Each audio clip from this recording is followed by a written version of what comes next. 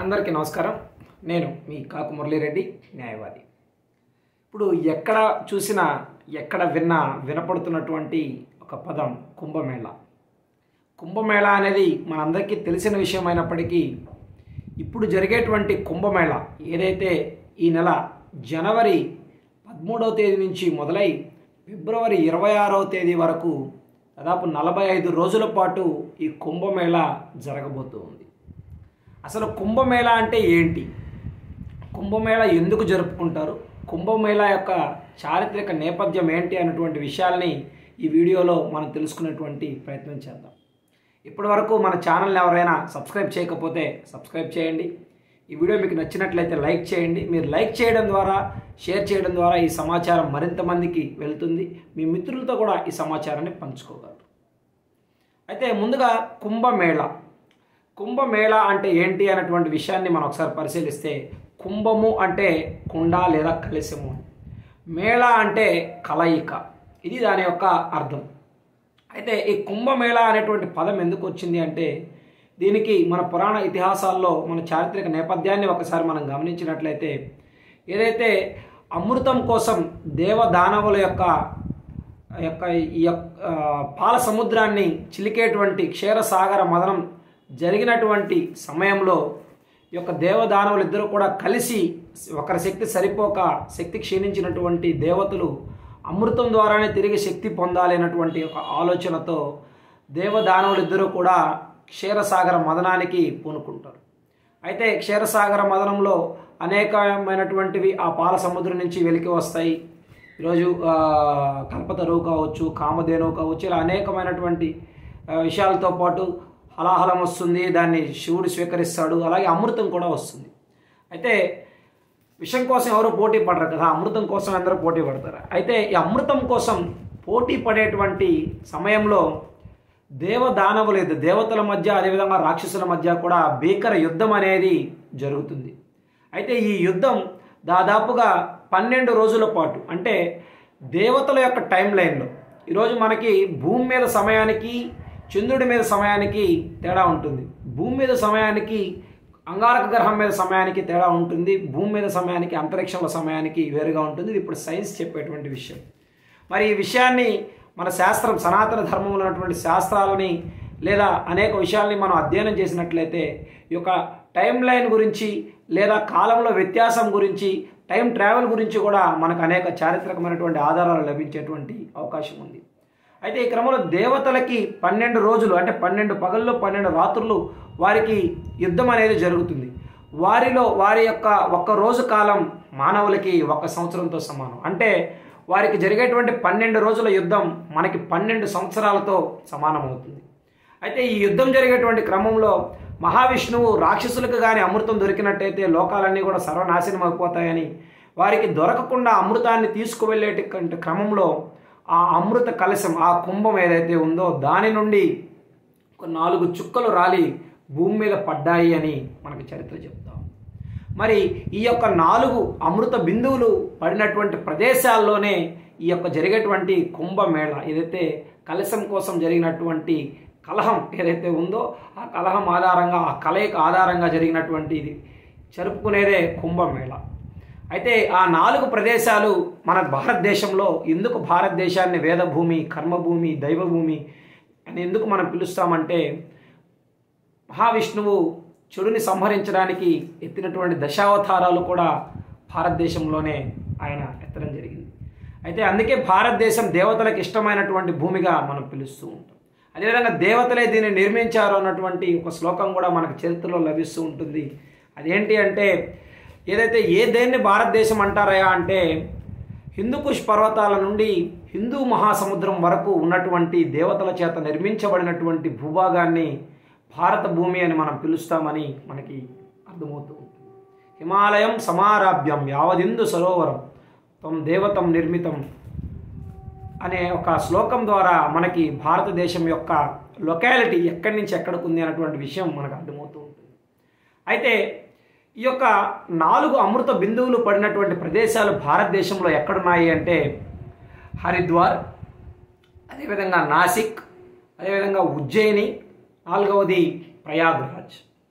ఈ 4 ప్రదేశాల్లో కూడా మనకి కుంభమేళా జరగడం మనం చూస్తూ ఉంటాం.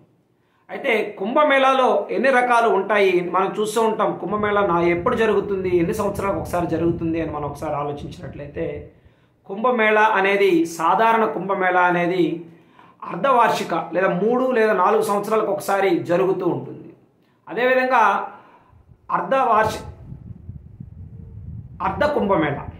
అర్ధ కుంభమేళా అనేది 6 సంవత్సరాలకు ఒకసారి జరుగుతూ ఉంటుంది.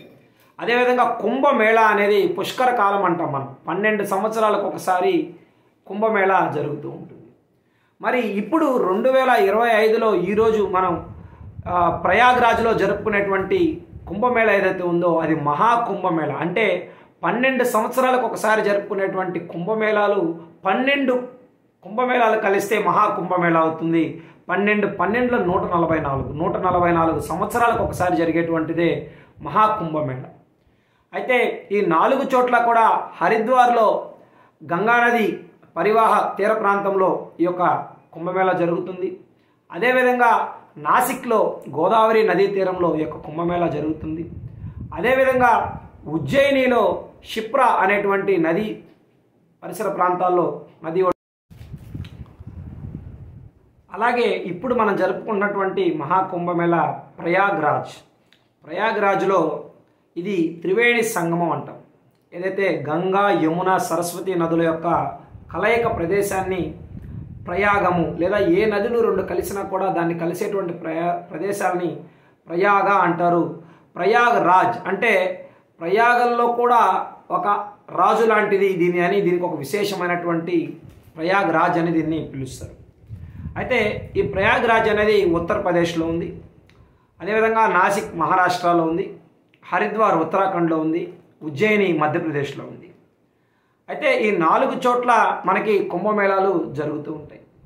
అయితే ఈ కుంభమేళాలు జరిగేటువంటి ఉద్దేశం ఏంటి అంటే ఆ అమృత బిందువులు పడినటువంటి ప్రదేశాలు 12 సంవత్సరాలకు ఒకసారి లేదా ఈరోజు ఇప్పుడు 144 సంవత్సరాలకు ఒకసారి లేకపోతే మహాకుంభమేళా జరిగినప్పుడు ఆ యొక్క నదులకి ఆ యొక్క శక్తి వస్తుంది, ఆ అమృత శక్తి వస్తుంది. దానిలో మునక వేయడం ద్వారా దా స్పర్శ ద్వారా మనలో ఉండేటువంటి పాపాలను పోగొట్టుకోవచ్చు అని మనకి శాస్త్రం ద్వారా మనకి తెలియడం ద్వారా అనేక వేల ఏళ్ల నుంచి కూడా ఈ కుంభమేళా అనేది జరుగుతూ వస్తుంది. అయితే పాపాలు అంటే మనం చేసినటువంటి తప్పులు అని మనం అనుకుంటే అదొక పొరపాటు.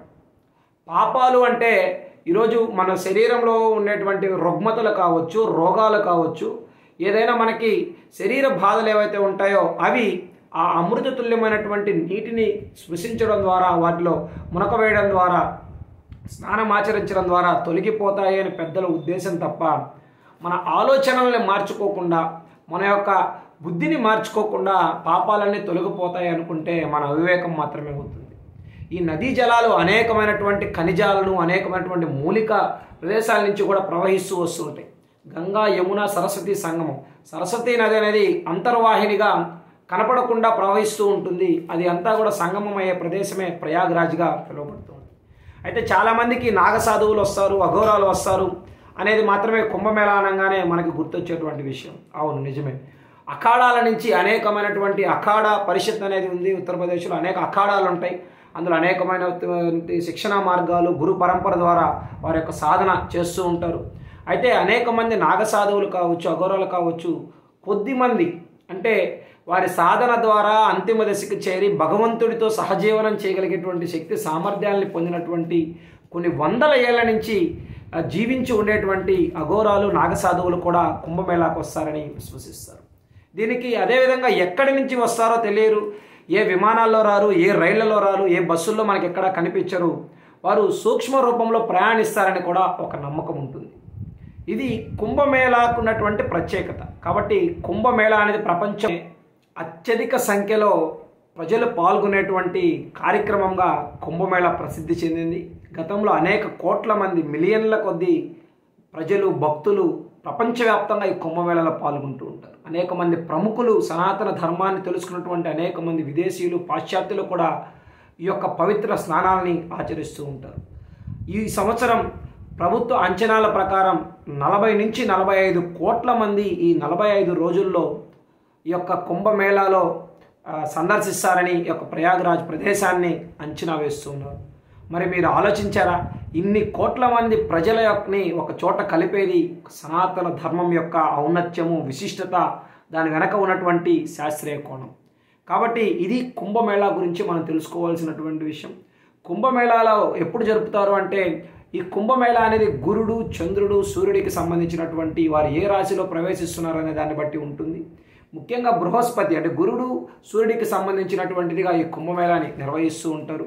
ఏదైతే మేషరాశిలో సూర్యుడు, బృహస్పతి ఉన్నప్పుడు ఈ యొక్క కుంభమేళాని హరిద్వార్లోను, అదేవిధంగా వృశ్చిక రాశిలో ప్రవేశించినప్పుడు ఉజ్జయినిలోను, అదేవిధంగా సింహరాశిలో ప్రవేశించినప్పుడు ఉన్నప్పుడు సూర్యుడు, బృహస్పతి నాసిక్లోను, అదేవిధంగా బృహస్పతి వృషభ రాశిలోను, అదేవిధంగా సూర్యుడు మకర రాశిలో, ఏదో మకర సంక్రమణం జరిగి సంక్రాంతి ఏదైతే మనకు ఉంటుందో ఆ రాశిలో ప్రవేశించినప్పుడు ప్రయాగ్రాజ్లోను దీన్ని నిర్వహిస్తూ ఉంటారు. ఈ యొక్క రాశి ఈ క్రమాన్ని బట్టి, ప్రవేశించేదాన్ని బట్టి కూడా ఆయా తేదీలని నిర్ణయించి పెద్దలు ఈ యొక్క కుంభమేళా కార్యక్రమాన్ని నిర్వహిస్తూ ఉంటారు. ఈ యొక్క శాస్త్రీయ కోణాన్ని పక్కన పెడితే కొన్ని వేల లక్షల కోట్ల వ్యాపారము, దేశానికి ఆదాయము వచ్చేటువంటి కుంభమేళా ఒక ఆర్థిక పరంగా కూడా దేశం యొక్క అభివృద్ధిలో, ఎదుగుదలలో ఇది ఒక భాగస్వామ్యం అవుతూ ఉంది. దీనిలో భక్తి కోణము ఉంది, శాస్త్రీయ కోణం కూడా ఉంది. కాబట్టి ఇటువంటి కుంభమేళా గురించి మనం తెలుసుకున్నందుకు సంతోషిస్తూ, ఈ వీడియో మీకు నచ్చినట్లయితే మీ మిత్రులతో పంచుకోండి. ఈ వీడియో మీకు నచ్చితే లైక్ చేయండి. ఇంకా ఎటువంటి వీడియోలు చేస్తే బాగుంటుందో మీ అభిప్రాయాల్ని కామెంట్లలో తప్పనిసరిగా తెలియజేయండి.